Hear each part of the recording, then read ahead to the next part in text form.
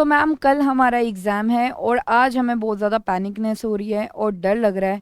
तो आप हमें बताइए कि हमें लास्ट मिनट टिप्स आप क्या देना चाहेंगे जिससे कि हमारा पेपर अच्छा जाए। जय Shri Shyam everyone, this is your educator Sakshi Dua, welcomes you to class 12 grooming education. तो बच्चों, जैसे कि हम जानते हैं कि आपका पेपर 17 जुलाई 2023 को है। तो अभी मैं लेकर आई हूँ इस वीडियो में आपके लिए लास्ट मिनट टिप्स जो कि काफ़ी यूज़फुल रहने वाली हैं for your preparation, for keeping a positive mind set, so that you can score good in your compartment exam. तो आइए बेटा बात करेंगे लास्ट मिनट टिप्स की। सबसे पहले आपको क्या ध्यान रखना है, देखिए क्विक रिवीजन कर लीजिए बेटा। अब तक जितना आपने किया है, ठीक है, उसका रिवीजन ज़रूर करिए। एटलीस्ट 2 to 3 टाइम्स आप देख लीजिए उसको, ताकि वो आपके माइंड में अच्छे से रिटेन हो जाए। जो चीज़ें हमने अभी तक करी हैं उसको अच्छे से माइंड में रिटेन करने के लिए हमें रिवीजन की नीड है। तो 2 to 3 टाइम्स जल्दी जल्दी हर एक चैप्टर को गो थ्रू कर लीजिए। आपने डेफिनेटली शॉर्ट नोट्स भी बनाए हुए होंगे हर एक चैप्टर के, उन शॉर्ट नोट्स को बेटा आप गो थ्रू कर लीजिए, ठीक है, जिससे कि हर एक चैप्टर आप अगर रिकॉल करेंगे 2 to 3 टाइम्स तो आपको अच्छे से वो माइंड में बैठ जाएगा, ठीक है, और कॉन्फिडेंस लेवल डेवलप हो जाएगा। नेक्स्ट बेटा, go through the hard topics. देखिए कुछ टॉपिक्स ऐसे होते हैं जो हमने किए तो होते हैं, लेकिन हमें पता होता है कि हमारा कॉन्फिडेंस इन टॉपिक्स में नहीं आ रहा है। जैसे एग्जाम्पल की अगर मैं बात करूँ तो न्यूमेरिकल्स ऑफ नेशनल इनकम बहुत से बच्चों को लगता है कि उनको नहीं आता है इकोनॉमिक्स क्लास 12th में, राइट। अगर मैं अकाउंट्स में बात करूँ तो अकाउंटिंग फॉर शेयर कैपिटल जो है चैप्टर, बहुत से बच्चों को उसमें बड़ी प्रॉब्लम होती है, राइट। अगर मैं बिजनेस स्टडीज़ में बात करूँ तो फाइनेंशियल मैनेजमेंट का चैप्टर है और फाइनेंशियल मार्केट्स का चैप्टर है, बहुत से बच्चों को वो अपना बड़ा वीक पोर्शन लगता है ना। तो बेटा जैसे आपको भी पता लगा होगा कि आपको कौन से टॉपिक्स में कम कॉन्फिडेंस आ रहा है, तो वो आपके लिए क्या है, हार्ड टॉपिक्स। तो उन टॉपिक्स को एक बार दोबारा से गो थ्रू कर लीजिए, ठीक है। उसके बाद अवॉइड डूइंग न्यू चैप्टर। देखिए बेटा अब टाइम बचा ही नहीं है ज़्यादा, है ना। तो कहीं ऐसा ना हो नए चैप्टर करने के चक्कर में, let suppose 12 chapters are there, ठीक है, आपने 11 चैप्टर्स बहुत अच्छे से कर लिए, लेकिन एक चैप्टर रह गया। अब उस एक चैप्टर को करने के चक्कर में ना आप ये 11 चैप्टर्स भी भूल सकते हो, है ना। क्योंकि एक माइंड पे ना प्रेशर क्रिएट हो जाता है जब आप नई चीज़ करते हो कोई, तो माइंड पे प्रेशर क्रिएट होगा तो आपने जो ऑलरेडी चीज़ें कर रखी है ना वो भी भूलने का डर रहेगा। तो बेटा 11 चैप्टर्स आपने जो अच्छे से किए हैं ना उसको मैं बोलूँगी कि और अच्छा कर लो, रिवाइज कर लो उसको। लेकिन न्यू टॉपिक को या न्यू चैप्टर को ये सोचो कि नहीं करना है एंड टाइम पे, ठीक है, अवॉइड डूइंग इट। लेकिन फिर भी आपका नहीं मन मान रहा है कि नहीं मैम हम तो करके रहेंगे, अगर कुछ ऐसा है बेटा तो ऐसा करना, साथ साथ आप टॉपिक को समझना, साथ साथ उसका लर्निंग वर्क करते जाना, फिर नेक्स्ट टॉपिक पे जाना जब एक टॉपिक का लर्निंग वर्क कर लो, ताकि वो आपको माइंड में रिकॉल हो जाए, ठीक है।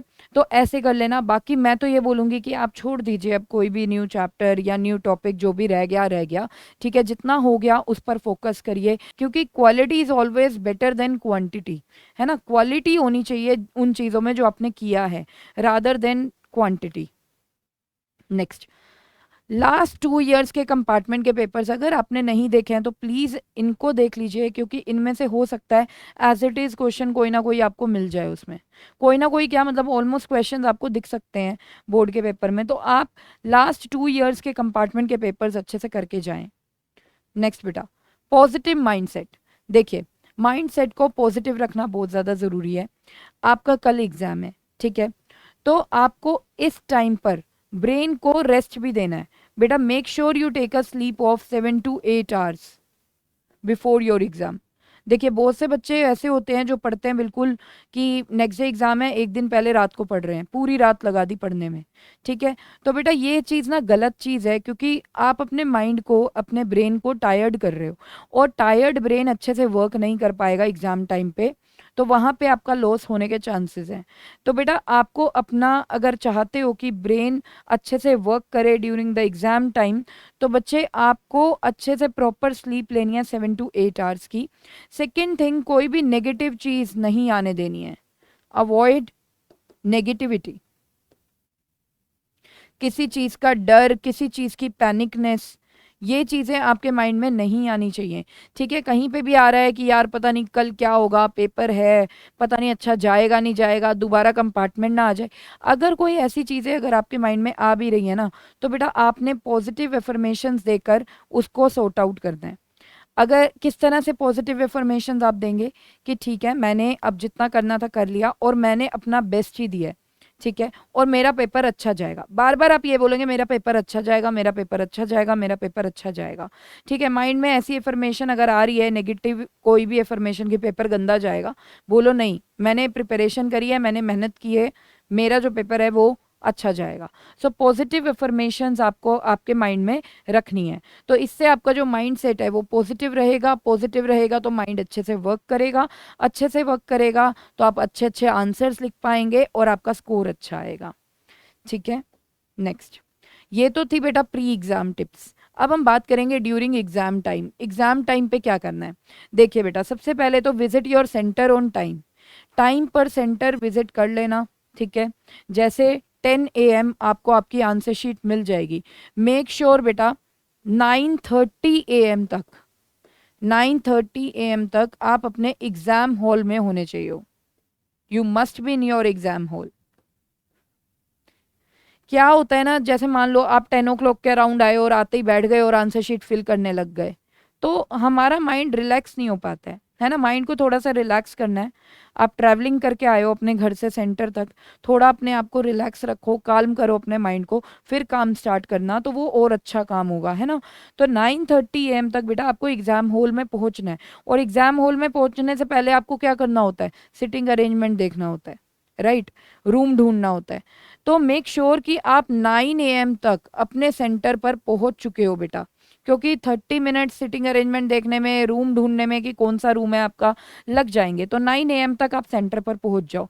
अच्छा, एक और चीज़ ध्यान रखना, जैसे आपने देखा येलो अलर्ट है, बहुत सारे प्लेसेस पे पानी भरा हुआ है ना, तो बफर टाइम भी लेते हुए चलना। अगर मान लो आपको पता है कि आपके घर से और सेंटर तक पहुंचने का टाइम आपको लगेगा 30 मिनट्स, राइट, तो बेटा इसमें 30 मिनट्स तो एटलीस्ट आप बफर टाइम लेकर चलना, क्योंकि आजकल सिचुएशन बहुत ज़्यादा ख़राब है। यू नेवर नो किस प्लेस पे आपको पानी मिल जाए, कोई प्रॉब्लम हो सकती है, रास्ता चेंज करना पड़ सकता है, राइट, या ट्रैफिक मिल सकता है, तो कुछ भी हो सकता है। Buffer time must be there so that कोई पैनिक वाली सिचुएशन क्रिएट ना हो जिससे आपका ब्रेन डर जाए और फिर पेपर में ठीक से काम ना कर पाए।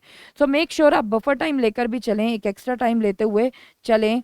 जब आप ये डिस्टेंस देखें कि होम और सेंटर में कितना डिस्टेंस है, कितना टाइम लगेगा, तो एस्टिमेशन में आप बफर टाइम भी लेते हुए चलें।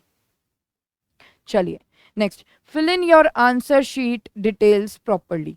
देखिए, अब 10 AM हो गए, आप अपने एग्जाम रूम में, आपको आंसर शीट मिलती है। आंसर शीट मिलती है किस लिए, कि आप अपनी बेसिक डिटेल्स वगैरह फिलअप कर दें उसके अंदर, like your name, roll number, subject कौन सा है, तो ये सारी चीज़ें आपको फिल इन करनी पड़ती हैं। तो मेक श्योर बेटा जब भी आप आंसर शीट डिटेल्स फिल कर रहे हैं, अगर आपको कोई भी प्रॉब्लम है किसी भी चीज़ के रिगार्डिंग कि इसमें क्या पूछा जा रहा है, क्या लिखना है, क्वेश्चन पेपर आईडी क्या है, ये क्या है, तो कुछ भी अगर कोई भी प्रॉब्लम है तो वहाँ पर जो टीचर अवेलेबल है उसको कंसल्ट करके ही लिखें, क्योंकि यहाँ पे अगर गलत लिख देते हैं हम तो फिर गलती हो जाती है, तो फिर इसको रेक्टिफाई करना थोड़ा मुश्किल हो जाता है। तो make sure you fill your answer sheet details properly, ठीक है। और इस हिसाब से फिल करनी है कि 15 मिनट्स के अंदर अंदर आप ये फिल कर लें। 10 AM से लेके 10:15 AM तक का आपको टाइम दिया जाएगा बेटा आंसर शीट में बेसिक डिटेल्स फिल करने का। नेक्स्ट बेटा, फिर आपको मिलेगा आपका क्वेश्चन पेपर 10:15 AM पर, ठीक है। जैसे कि हम जानते हैं कि CBSE 15 मिनट्स का रीडिंग टाइम देता है, ठीक है, लेकिन उन 15 मिनट्स में आप आंसर शीट पे कुछ लिख नहीं सकते हो apart from your basic details, कोई आंसर नहीं लिख सकते हो। तो 10:15 से लेके 10:30 AM तक नेक्स्ट 15 मिनट्स आपको बेटा रीडिंग टाइम दिया जाएगा। अब इस रीडिंग टाइम को बहुत से बच्चे खराब करते हैं। खराब कैसे करते हैं, ऐसे ही बैठे रहेंगे, कोई क्वेश्चन नहीं देखेंगे, उन्हें लगेगा इंजॉयमेंट के लिए टाइम मिला है, खाली बैठने के लिए टाइम मिला है। ऐसा नहीं है बेटा, क्वेश्चन पेपर बहुत लंबा होता है, ठीक है। क्वेश्चंस को रीड आउट अच्छे से करो, साथ में समझो भी, सिर्फ रीड आउट नहीं करना, रीड आउट करके समझना भी है कि किस क्वेश्चन में क्या बोला जा रहा है। मैं तो यहाँ पर ये बोलूँगी जो लॉन्ग क्वेश्चंस होते हैं ना, केस स्टडी टाइप क्वेश्चंस हो गए, लॉन्ग लॉन्ग क्वेश्चंस होते हैं, उनको अच्छे से समझ के रखो इनमें। तो इससे आपने अपना रीडिंग टाइम प्रॉपरली यूटिलाइज कर लिया। ठीक है, अब लेकिन रीडिंग टाइम में जो बच्चा अच्छे से पढ़ रहा है क्वेश्चंस को, ठीक है, फिर मान लो जैसे 35 क्वेश्चंस है आपके पेपर में, ठीक है, अब उन 35 क्वेश्चंस में से आपने देखा कि 5 क्वेश्चंस आपको नहीं आते, बाकी 30 क्वेश्चंस आते हैं। अब बच्चा क्या हो जाता है, जैसे ही वो देखता है ना मुझे 5 क्वेश्चंस नहीं आते, तो यार मैं तो दोबारा नहीं पास हो पाऊंगा, मुझे तो अब मेरा तो स्कोर अच्छा आएगा ही नहीं, है ना। तो वो एक नेगेटिव माइंड ना फिर से ऑपरेट होना शुरू हो जाता है, एक नेगेटिविटी माइंड में आ जाती है कि अब पेपर अच्छा नहीं जाएगा, मैंने इतनी मेहनत करी, मेरी सारी मेहनत खराब हो गई, मैंने इतने सारे क्वेश्चंस करे, लेकिन ये 5 क्वेश्चंस तो मैंने कहीं देखे ही नहीं और ये आ गए पेपर में। तो बेटा देखिए, जब भी कोई ऐसी सिचुएशन क्रिएट होती है, प्लीज डोंट पैनिक, पैनिक मत हुए, पॉजिटिव अफर्मेशंस दीजिए अपने माइंड को कि इट्स ओके, ये 5 क्वेश्चंस नहीं आते, बाकी 30 तो आते हैं ना। पॉजिटिव साइड देखो ना, बाकी 30 क्वेश्चंस आते हैं ना, उसको अच्छे से अटेम्प्ट करना। 30 क्वेश्चंस को पहले वो 30 क्वेश्चंस अटेम्प्ट कर लेना जिसमें आप ज़्यादा कॉन्फिडेंट हो, ठीक है। उसके बाद हम लास्ट में इन क्वेश्चंस पे आएंगे, ठीक है। माइंड को भी आपने यही बोलना है, पहले हम ये 30 क्वेश्चंस कर लेते हैं जो हमें आते हैं, फिर लास्ट में इन 5 क्वेश्चंस के बारे में सोचेंगे। मेक श्योर बेटा, जैसे ही आप इस पॉजिटिव माइंडसेट के साथ वर्क करोगे ना, तो आपका पेपर काफ़ी अच्छा जाएगा। और जब तक आप ये 30 क्वेश्चंस कंप्लीट करने के बाद 5 क्वेश्चंस में आओगे ना, तो देखना 5 क्वेश्चंस का भी कहीं ना कहीं हिंट आपको आपका ब्रेन देने लगेगा, क्योंकि वो पॉजिटिव होके चल रहा है, ठीक है। नेगेटिव होके किया तो वो 30 क्वेश्चंस भी ठीक से नहीं कर पाओगे जो आपको आते हैं, वहाँ पे आपका लॉस ज़्यादा है, ठीक है। तो अब यहाँ पे इनको इस तरीके से अपने माइंड को ऑपरेट करना है, पॉजिटिव रखना है, जिससे कि आप 30 क्वेश्चंस अपने अच्छे से करो, साथ में जो वो लास्ट 5 क्वेश्चंस रह जाएंगे जो आपको नहीं आते, उनका भी सोच समझ के कुछ ना कुछ आपको ज़रूर सॉल्यूशन मिलेगा बेटा, ठीक है। नेक्स्ट, पॉजिटिव माइंडसेट, वही मैंने बोला, आपका माइंडसेट बेटा पॉजिटिव होना चाहिए। कोई भी नेगेटिव चीज़ अगर एग्जाम टाइम पे आ रही है तो आप उसे पॉजिटिव में कन्वर्ट कर सकते हो। You have the calibre of changing your brain, है ना। आप अपने थॉट प्रोसेस को चेंज कर सकते हो कि ऐसे नहीं, ऐसा सोचना चाहिए माइंड को, तो है ना। तो बेटा ब्रेन आपका है, कंट्रोल भी आप कर सकते हो। तो make sure your brain is working positively during the exam time. चलिए नेक्स्ट, टाइम मैनेजमेंट। अब टाइम मैनेजमेंट अच्छे से होनी चाहिए आपकी। आपको पता है बेटा 80 मार्क्स का पेपर है, और मुझे उसे 180 मिनट में कंप्लीट करना है, यानी कि 1 मार्क के लिए मुझे मिले हैं 1.8 मिनट। सो इसको ध्यान में रखते हुए बेटा पेपर करना है आपको, ठीक है। कुछ बच्चे क्या करते हैं, 1 मार्कर्स में इतना ज़्यादा टाइम लगा देते हैं, 3 मार्कर्स में इतना ज़्यादा टाइम लगा देते हैं, उनको आता है आंसर्स, तो वो इतना ज़्यादा कंटेंट लिखते चले जाते हैं जिसकी इतनी रिक्वायरमेंट भी नहीं होती है, ठीक है। तो फिर क्या होता है, अल्टीमेटली ये रिजल्ट आता है, जब 4 मार्क्स और 6 मार्क्स आंसर्स लिखने की बारी आती है बेटा, तब तक आपके पास फिर टाइम नहीं बचता, फिर आप उसमें कंटेंट छोटा लिखते हो, है ना। जिसमें कंटेंट होना चाहिए वहाँ पे कंटेंट नहीं है, जहाँ पर नीड नहीं थी इतनी वहाँ पे कंटेंट इतना भर भर के लिख दिया है। तो यहाँ पे हम टाइम मैनेजमेंट में गड़बड़ कर देते हैं। तो मेक श्योर कि आप according to the weightage of the question you write the content accordingly हो। लाइक 3 मार्क का क्वेश्चन है, make sure you write the 3 points over there. 6 marks का क्वेश्चन है, 6 points must be there, right. तो ऐसे time management आप answer wise भी कर सकते हो कि 3 मार्क्स हैं तो 3 पॉइंट्स लिखूंगी, 6 मार्क्स हैं तो 6 पॉइंट्स लिखूंगी, 4 मार्क्स का क्वेश्चन है 4 पॉइंट्स आर इनफ। तो ऐसे भी आपको टाइम का कहीं ना कहीं आइडिया लगता रहेगा। और सबसे बढ़िया चीज़ क्या होता था जो मैं भी करती थी बेटा, देखिए पेपर 80 मार्क्स का है, राइट, 3 आवर्स में 80 मार्क्स का पेपर करना है। तो मैं क्या करती थी, मैं अपने पेपर को डिवाइड कर लेती थी 40 मार्क्स में। तो मैं ये देखती थी कि जो फर्स्ट 40 मार्क्स हैं वो मेरे 1.5 आवर्स तक हो जाने चाहिए, ठीक है। सबसे ज़्यादा बच्चों को ये प्रॉब्लम भी आती है कि कौन से क्वेश्चन हम पहले अटेम्प्ट करें, कौन से बाद में करें।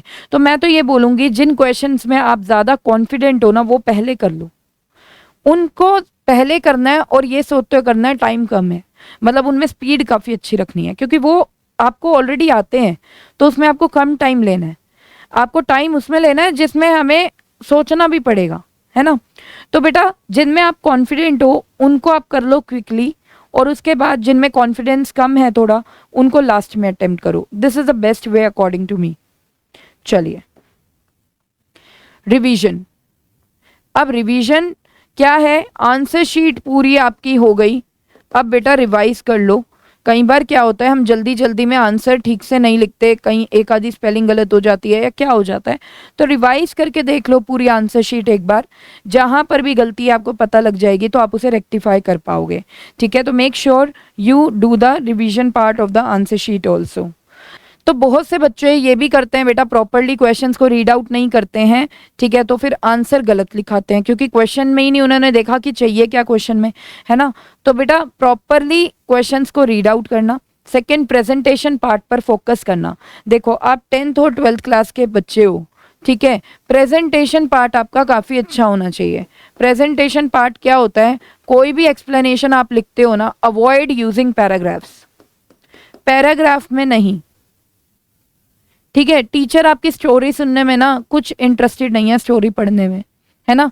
तो बेटा पैराग्राफ में नहीं होना चाहिए। Your answer should be supported with सब पॉइंट्स along with explanation।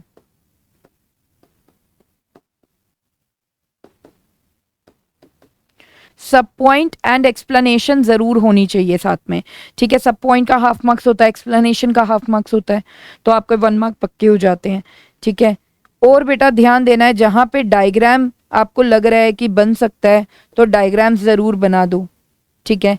इन चीज़ों पे फोकस करना है। 6 मार्कर क्वेश्चन आ गया, नहीं समझ आ रहा है कि कैसे प्रोसीड करें, give a introduction in the beginning and conclusion in the end,